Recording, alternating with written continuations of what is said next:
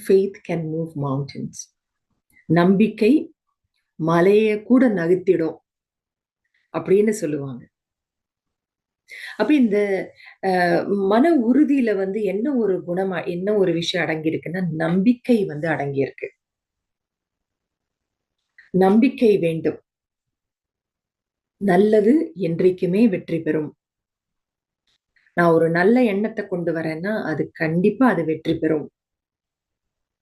So நம்பிக்கை அந்த மன உறுதிக்கு ஒரு ஆதாரமான ஒரு குணமா வந்து இருக்கு.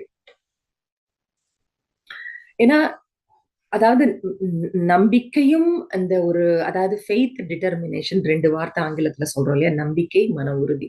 இது 2மே கிட்டத்தட்ட ஒன்றுக்கொன்று ஒரு தொடர்புடையதுதான். ஃபெய்த் நம்பிக்கை இருந்தாதான் மனசுல உறுதியே வரும். மனசுல உறுதி